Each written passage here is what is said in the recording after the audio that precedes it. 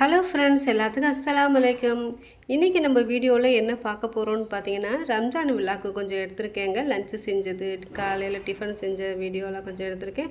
So அந்த வீடியோவை உங்களோட கொஞ்சம் ஷேர் பண்ண போகிறேங்க. அது மட்டும் இல்லாமல் கொஞ்சம் கிச்சன் டிப்ஸும் எடுத்திருக்கேன். நம்ம தலைமுடியாக இருக்கட்டும், சின்னவங்கள்லேருந்து பெரியவங்கள்லேருந்து தலைமுடி அதிகமாக கொட்டும் இல்லையா, அந்த முடி எப்படி கொட்டுறதை நிப்பாட்டலாங்கிறத இந்த டிப்ஸில் பார்க்கலாங்க. அது மட்டும் இல்லாமல் நம்ம வீட்டில் வளர்க்கக்கூடிய பூச்செடிகளில் புழுகு வந்துச்சுன்னா அதை எப்படி விரட்டலாங்கிறது இந்த டிப்ஸில் பார்க்கலாம். இப்போ தான் நம்ம வீடியோவை முத பார்க்குறதா இருந்தால் சேனலை மறக்காமல் சப்ஸ்கிரைப் பண்ணிக்கோங்க. இப்போ வாங்க நம்ம வீடியோக்குள்ளே போகலாம். இப்போ நம்ம பார்க்கக்கூடிய டிப்ஸ் என்னன்னு பார்த்தீங்கன்னா, இதுக்கு நான் கொஞ்சம் வடித்த கஞ்சி எடுத்திருக்கேங்க. இந்த கஞ்சி பார்த்திங்கன்னா நல்லா ஆறி இருக்கணும். ஆறி இருக்கும்போது பார்த்திங்கன்னா இந்த மாதிரி ஒரு பேஸ்ட் மாட்டம் நமக்கு கஞ்சி கிடைக்குங்க. இந்த கஞ்சியை நல்லா நம்ம மிக்ஸ் பண்ணிக்கலாம். கட்டிகள்லாம் இல்லாமல் நல்லா மிக்ஸ் பண்ணிவிட்டு இதை நம்ம என்ன செய்யலாம்னு பார்த்திங்கன்னா, இது கூட நம்ம யூஸ் பண்ணக்கூடிய ஷாம்பு, எந்த ஷாம்புவாக இருந்தாலும் சரி, உங்களுக்கு எந்த அளவுக்கு தேவையோ அந்த அளவுக்கு ஷாம்பு எடுத்துக்கோங்க. இது கூட கொஞ்சமாக காஃபி தூள் எடுத்துக்கலாம். நீங்கள் யூஸ் பண்ணக்கூடிய எந்த பிராண்டாக இருந்தாலும் பரவாயில்ல, அந்த காஃபி தூள் பார்த்திங்கன்னா கொஞ்சமாக எடுத்துக்கலாங்க. எடுத்துகிட்டு இதை மூணையுமே நல்லா மிக்ஸ் பண்ணிக்கலாங்க. மிக்ஸ் பண்ணிவிட்டு இதை நம்ம என்ன செய்யலான்னு பார்த்தீங்கன்னா, நம்ம நார்மலாக தலை குளிக்கும் போது ஷாம்பு போட்டு குளிப்போம் இல்லையா, அந்த மாதிரி யூஸ் பண்ணும்போது பார்த்திங்கன்னா கெமிக்கல் அதிகமாக இருக்கும் அந்த ஷாம்பில். ஸோ அப்போ நம்ம அதை மாதிரி யூஸ் பண்ணும்போது பார்த்திங்கன்னா தலைமுடி நமக்கு அதிகமாக கொட்டக்கூடும். ஸோ இந்த மாதிரி நம்ம கஞ்சியில் மிக்ஸ் பண்ணிவிட்டு நம்ம அந்த ஷாம்பு போட்டு தலை குளிச்சோன்னு பார்த்திங்கன்னா தலைமுடி கொஞ்சம் கூட கொட்டவே கொட்டாதுங்க.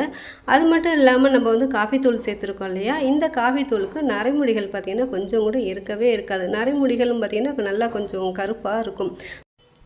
இதனால் பார்த்திங்கன்னா நம்ம ஹேர் டை அடிக்கணுங்கிற அவசியமே இல்லைங்க. எப்போவுமே ஷாம்பை டைரெக்டாக போட்டு குளிக்காமல் இந்த மாதிரி கஞ்சியில் மிக்ஸ் பண்ணிவிட்டு நம்ம தலை குளிக்கும் போது பார்த்திங்கன்னா தலைமுடி கொஞ்சம் கூட கொட்டவே கொட்டாதுங்க. நம்ம ஷாம்பில் நம்ம கஞ்சி போட்டுக்கனால பார்த்திங்கன்னா முடி அவ்வளோ ஷைனிங்காக இருக்கும். பிடிச்சிருந்தா அந்த டிப்ஸை நீங்கள் மறக்காமல் ட்ரை பண்ணி பாருங்கள். இப்போ வாங்க அடுத்த டிப்ஸ் என்னென்னு பார்க்கலாம். இதுக்கு பார்த்திங்கன்னா ஒரு பூண்டு எடுத்துருக்கேங்க. இந்த வெள்ளை பூண்டில் கிராம்பு இருக்கும் பார்த்திங்களா, அந்த கிராம்பை நம்ம சுற்றி நம்ம குத்தி விட்டுக்கலாங்க. இதை குத்தி விட்டு நம்ம என்ன செய்யலான்னு பார்த்திங்கன்னா, நம்ம வீட்டில் யூஸ் பண்ணக்கூடிய அரிசி பார்த்திங்கன்னா வண்டு பூச்சியெல்லாம் வரும் இல்லையா, ஸோ அது வராமல் இருக்கிறதுக்கு இந்த பூண்டில் பார்த்திங்கன்னா நம்ம கிராம்பை குத்தி வச்சிடலாங்க. இதை நம்ம தோல் உரிக்கணும்னு அவசியமே இல்லை. தோலோடையே வச்சுட்டோன்னு பார்த்திங்கன்னா இந்த பூண்டுகள் வதங்கி போகாமல் ரொம்ப நாளைக்கு அப்படியே இருக்கும். ஸோ அந்த கிராம்போட வாசத்துக்கு பார்த்திங்கன்னா பூச்சி கொஞ்சம் கூட வரவே வராது. நம்ம பாக்ஸை எப்போ ஓப்பன் பண்ணாலும் சரி இந்த கிராம்போட வாசம் அவ்வளோ நல்லா அருமையாக இருக்குங்க. இனிமேல் அரிசியில் வண்டு வரும், பூச்சி வருங்கிற கவலையே வேணாம். இந்த மாதிரி டிப்ஸ் செஞ்சு வச்சாலும் நமக்கு அரிசி ரொம்ப நாளைக்கு சூப்பராக அப்படியே இருக்கும். பிடிச்சிருந்தா இந்த டிப்ஸை நீங்கள் மறக்காமல் ட்ரை பண்ணி பாருங்கள். இப்போ வாங்க நம்ம அடுத்த டிப்ஸ் என்னன்னு பார்க்கலாம். இதுக்கு ஒரு கிண்ணம் வச்சுருக்கேங்க. இந்த கிண்ணத்தில் நம்ம யூஸ் பண்ணக்கூடிய சோப்பு இருக்கும் பார்த்திங்களா, அந்த சோப்பை குட்டி குட்டியாக நறுக்கி போட்டுக்கலாங்க.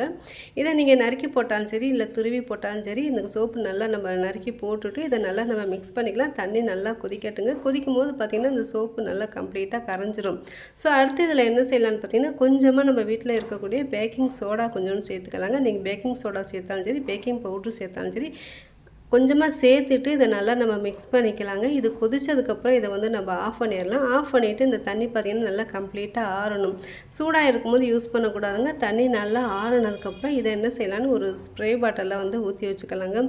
ஊற்றிட்டு இதை நம்ம என்ன செய்யலான்னு பார்த்திங்கன்னா, நம்ம வீட்டில் பூச்செடிகள்லாம் வச்சுருப்போம் இல்லையா, அந்த பூச்செடிகளில் பார்த்திங்கன்னா பூச்சி புழுகு எல்லாம் வந்துடும். ஸோ அந்த தலைகள்லாம் பார்த்திங்கன்னா அந்த பூச்சி தலைகளை நல்லா அப்படியே பிச்சு தின்றனால நம்ம பூக்களுக்குள்ளேயும் பார்த்திங்கன்னா இந்த புழு போய் உள்ளே உட்காந்துருக்கனால நமக்கு அந்த பூ வைக்கவே கொஞ்சம் பயமாக இருக்கும். ஸோ உள்ள புழுகு இருக்கும், பூச்சி இருக்கும்னு பயந்துக்கிட்டே நம்ம பூ வைக்கவும் மாட்டோம்.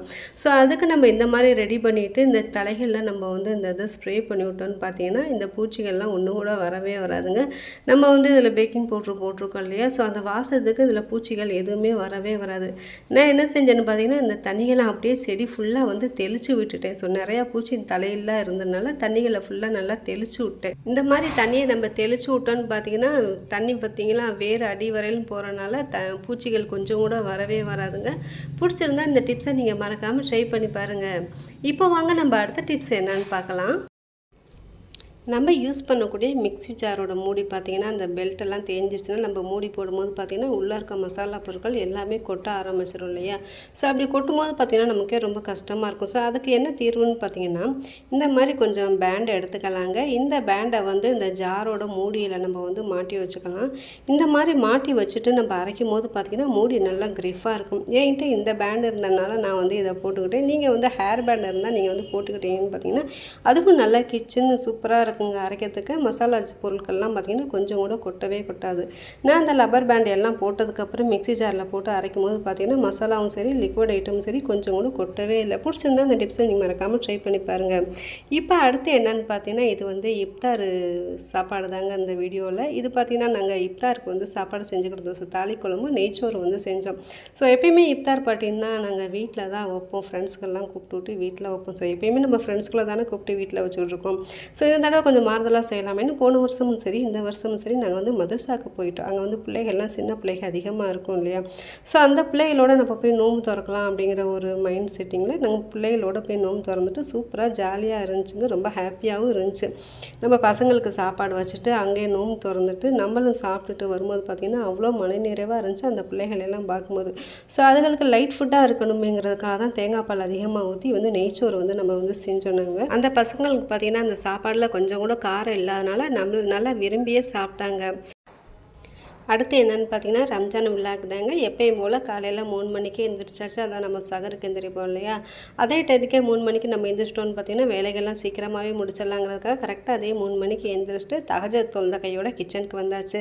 வந்தோன்னே காலையில் டிஃபன் என்ன செய்யலாம், ஸ்வீட் என்ன செய்யலாம்னு யோசிச்சுட்டு இருக்கும்போது பிள்ளைய கேட்டால் முட்டை மிட்டாய் செஞ்சிடலாம் அப்படின்னு ஒரு ஐடியா வந்துச்சு.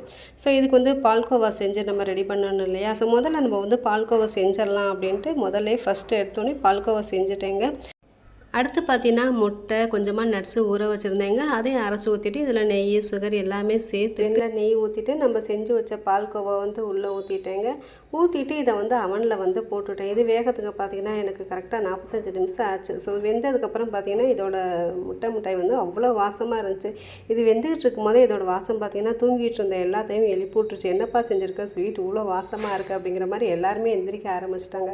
ஸோ இதோட டேஸ்ட்டு அவ்வளோ சூப்பராக அருமையாக இருந்துச்சுங்க. வாசம் பார்த்திங்கன்னா நெய் வாசம் வீடு ஃபுல்லாகவே இருந்துச்சு.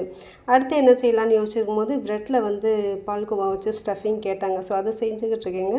ஃபஸ்ட்டு வந்து பால்கோவாவுக்கு பால் வந்து ரெடி ஆகிக்கிட்டு இருக்கு. அடுத்து பார்த்திங்கன்னா ப்ரெட்டை ஃப்ரை பண்ணி எடுத்துடலாம் அப்படின்ட்டு நெய் ஊற்றி எல்லா ப்ரெட்டையும் வந்து ஃப்ரை பண்ணி எடுத்து வச்சுக்கிட்டேன். ஸோ ப்ரெட்டை ஃப்ரை பண்ணி எடுத்துகிட்டு அது கொஞ்சம் ஆறணும் இல்லையா. ஆறினதுக்கப்புறம் அது கூட கொஞ்சம் சுகர் சிரப் செஞ்சுட்டு இந்த இதுக்கு பார்த்திங்கன்னா சுகர் சிரப்பும் நல்லா ஆறி இருக்கணும். அதே மாதிரி பால்கோவாவும் நல்லா ஆறி இருக்கணும்.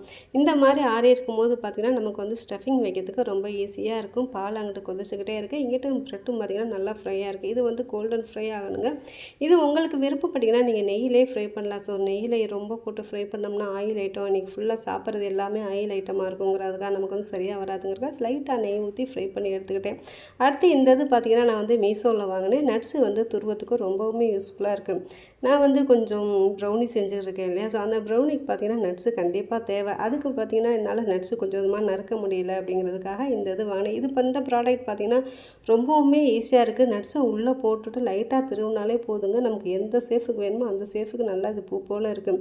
இது நமக்கு ஸ்டஃபிங் வைக்கிறதுக்கு ரொம்பவுமே ஈஸியாக இருக்கும். காலையில் எல்லோரும் எந்திரிச்சிட்டதுக்கப்புறம் ஸ்வீட் பார்த்திங்கன்னா மிட்டாய் ப்ரெட்டில் பால்கோவா வச்ச ஸ்டஃபிங் காலையில் மேகி தான் செஞ்சேன். ஸோ இது தான் நமக்கு வந்து ஈஸியாக செய்ய முடியும். அடுத்து நம்ம பிரியாணிக்கு உண்டான வேலையெல்லாம் பார்க்கணும் இல்லையா. ஸோ அதுக்காக பார்த்திங்கன்னா சீக்கிரமாகவே வேலையெல்லாம் முடிச்சுட்டு கீழே போயாச்சு. பொதுவாகவே பார்த்திங்கன்னா நம்ம கேஸில் ஆக்கிறத விட இந்த மாதிரி விறகடுப்பில் சோறு ஆக்கும்போது பார்த்திங்கன்னா பிரியாணி சூப்பராக இருக்கும். நம்ம கேஸில் ஆக்கும்போது பார்த்திங்கன்னா அந்தளவுக்கு டேஸ்ட்டு வராது. இந்த மாதிரி கல்லை வச்சு பிரியாணி ஆக்கும்போது பார்த்திங்கன்னா டேஸ்ட்டு சூப்பராக இருக்கும். ஸோ அந்த மாதிரி பிரியாணி ஆக்கும்போது பார்த்திங்கன்னா பிரியாணி டேஸ்ட்டு வேறு லெவலில் இருக்குங்க. நீங்களும் வந்தால் ட்ரை பண்ணி பாருங்கள். இந்த வெளியில் இடம் இருந்தால் மட்டும் ட்ரை பண்ணி பாருங்கள். மாடியில் வச்சு சோறாக்குறேன்னு ட்ரை பண்ணி பார்த்துறாதீங்க. ஸோ மாடி ஹீட் ஆகிடுச்சுன்னா நான் பொறுப்பில்லை. பிரியாணி பார்த்திங்கன்னா கரெக்டாக 12 o'clockலாம் முடிஞ்சிருச்சு. அடுத்தடுத்து நம்ம தால்ச்சா தயிர் வெங்காயம்லாம் செய்யணும் இல்லையா. ஸோ அந்த வேலையை வந்து மாடிக்கு மேலே வந்து சாப்பாடு செய்ய ஆரம்பிச்சிட்டேன். கரெக்டாக 1 மணி ஆயிடுச்சுங்க லன்ச்சு வேலையெல்லாம் முடியறதுக்கு. என் ஹஸ்பண்ட் பார்த்திங்கன்னா சாப்பாடு பாக்ஸில் எல்லாம் வைக்க ஆரம்பிச்சிட்டாங்க. ஸோ நானும் கூடவே கொஞ்சம் தயிர் வெங்காயம் வைக்க ஆரம்பிச்சிட்டேன். பிள்ளைய பார்த்திங்கன்னா கவரில் தால்ச்சா ஊற்றவும் ஆரம்பிச்சிட்டாங்க.